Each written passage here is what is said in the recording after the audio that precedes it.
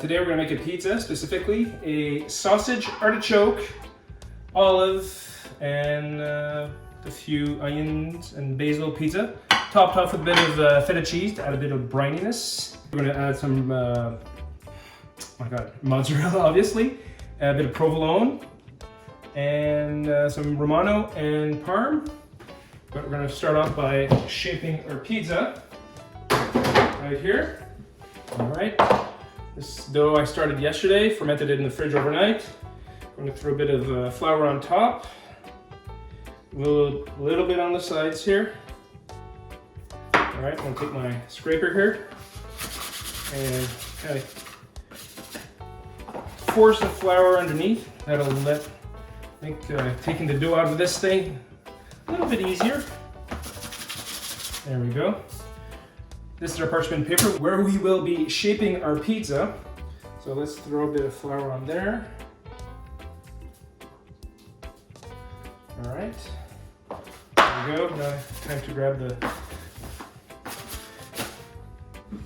flip it over, a bit more flour on top, pop the bubble. All right, gently press out the dough like this. Turn it over. Using the full weight of my hands on top to kind of evenly press on it, kind of pushing it out, forming a nice crust. All right, see, parchment paper, you can kind of turn it. Again, for those of you who are expert pizza makers out there, this is not a technique that you'd probably be interested in, but for us home cooks who want nice looking pizzas without, ruining 100 of them, this is a good way to get to doing it. So, right, we have our pizzas ready to dress. I'm gonna put some of my homemade pizza sauce on there, which basically consists of a big can of Italian tomatoes. I prefer San Marzano because they have a nice flavor. It's nice and sweet, not too acidic. And I basically put them in a pan and boil a bit of the water out, add a bit of olive oil, a bit of salt. I like to put a little bit of oregano. I know that's a controversial topic within pizza makers, what you should or shouldn't put in pizza sauce, but you know what? Put whatever you like. Oh yeah, I like to put a little bit of allspice and cinnamon. That's how I like it.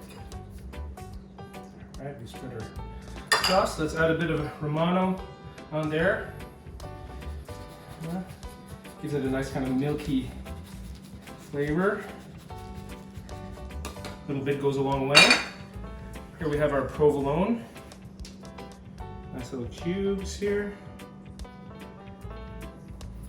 All right, we're gonna actually put our onions here. Spread them around nice and even. The reasons I don't put these thinly sliced onions on top is if I did, they'd probably end up burning because they're thin, so I'm putting it on the bottom.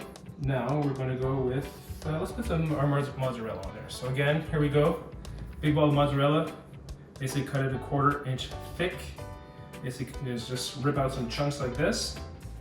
I find that, again, grating mozzarella, the cheese ends up just, not burning, but it just melts and all the oil comes out of it. So I find this way you can get a nice golden cheesy result. If that makes any sense, but you'll see after, once it's done. All right, so as you're putting it around, just trying to find a few empty spots, but you still need areas where you can put some more toppings. So here we go, I have some basically smoked sausage that I cooked today. Now, all right, here we are. Took care of the fire alarm. These kinds of things happen when you're making pizza. I think we had a little bit of flour on our pizza stone. All right, continuing our pizza here. Let's continue putting some sausage on this bad boy. All right, just trying to, make sure that each slice has a good amount of sausage on there.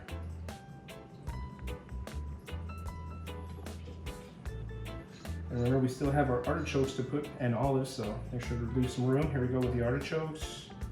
So I like to put the artichokes on top because it's a nice and wet ingredient, so it can definitely let the oven evaporate some of the water in it. So Putting wet ingredients on top is always a good idea. All right, artichokes, and we still have our olives. All right, nice Kalamata olives. Here we go. Evenly spread.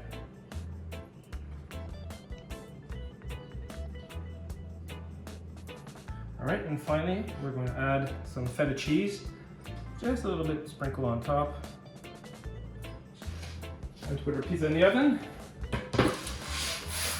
There we go. Using the parchment paper again. Easy peasy, right on our pizza peel.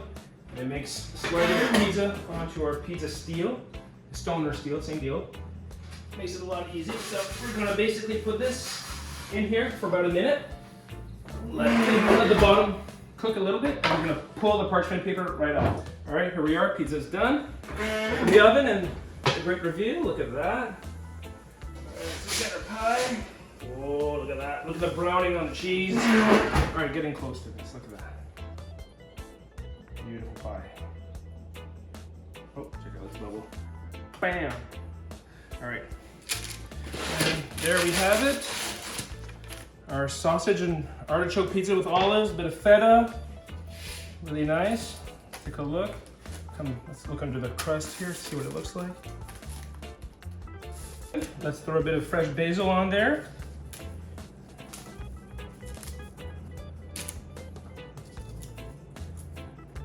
There we go. There you have it. Let's cut our pizza.